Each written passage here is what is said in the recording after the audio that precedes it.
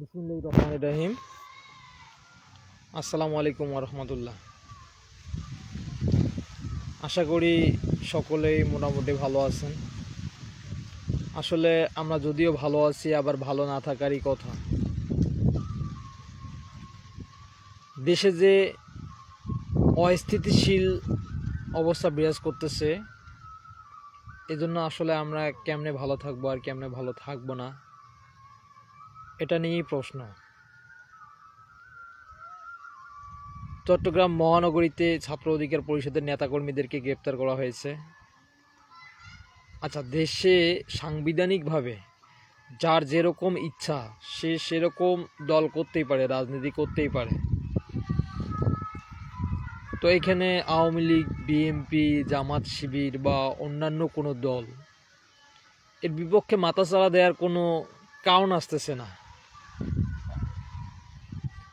আসলে যদি কেউ অস্থিতিশীলভাবে এসব কাজ করে, সেটা হচ্ছে মাতালের পরিচয়।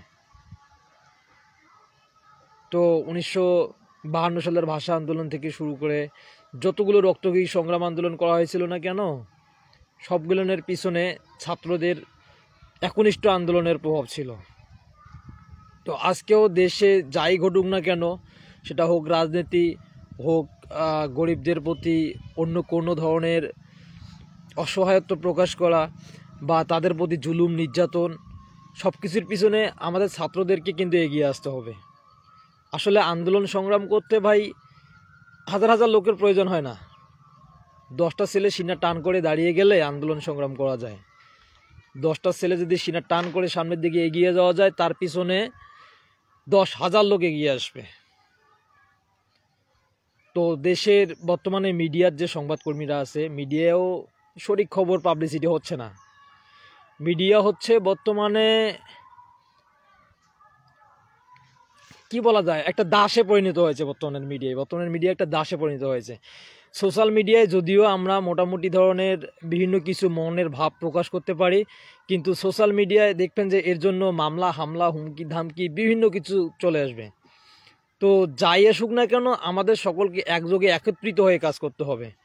আমরা বলতেছি না যে আমরা আওয়ামী লীগকে নামাবো, বলতেছি না যে বিএনপিকে উঠাবো, বলতেছি না যে ছাত্র সংগঠনকে তুলবো, ছাত্র অধিকার পরিষদের নেতাদেরকে সরকারে নিয়ে আসবো, এটা কথা বলতেছে না। কথা হচ্ছে দেশে বঙ্গবন্ধু অনেক কষ্টের পর, বঙ্গবন্ধু মেজর জিয়াউর রহমান, এরা আমাদের রেসপেক্টেবল পারসন, এরা অনেক কষ্টের পর দেশে স্বাধীনতা ছিনিয়ে আনছিল। কিন্তু দেশের স্বাধীনতা যে তারা নিয়ে আসছিল, দেশে যে গণতন্ত্র নিয়ে আসছিল, এখন এই গণতন্ত্রের পূর্ণ প্রতিষ্ঠা করতে হবে আমাদেরকে।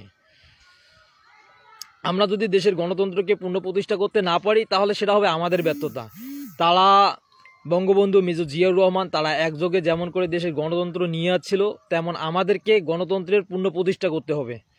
তো আমরা ছাত্ররা যদি এর বিষয়ে মাথাচাড়া না দেই, তাহলে সাধারণ জনগণ কখনোই সেটা দিবে না। তাই সকল ছাত্র ভাইদেরকে অনুরোধ করতেছি, তো আপনারা বিবেকবান মানুষ, যত যত প্রকার রাজনীতি থেকে শুরু করে যত প্রকার আন্দোলন সংগ্রাম হচ্ছে না কেন, সব কিছু কিন্তু ছাত্রদের প্রভাবের দ্বারা হয়েছিল। তো ছাত্ররা যদি এটা কন্টিনিউ করে, তাহলে অবশ্যই অবশ্যই এর পিছনে দেখবেন যে সাধারণ পাবলিক দাঁড়িয়ে গেছে। তো সাধারণ পাবলিক দাঁড়িয়ে যাবে যদি ছাত্ররা সিনা টান করে এগিয়ে যেতে পারে। তাই সকলকে আহ্বান জানাচ্ছি, সকলের প্রতি অনুরোধ করতেছি যে আমরা কোনো অন্যায়কে প্রশ্রয় দেব না। অন্যায়কারী যেই হোক না কেন, আমরা কাউকেই প্রশ্রয় দেব না। তো এই বলে আজকের কথা এখানেই শেষ করছি। আসসালামু আলাইকুম ওয়া রাহমাতুল্লাহ।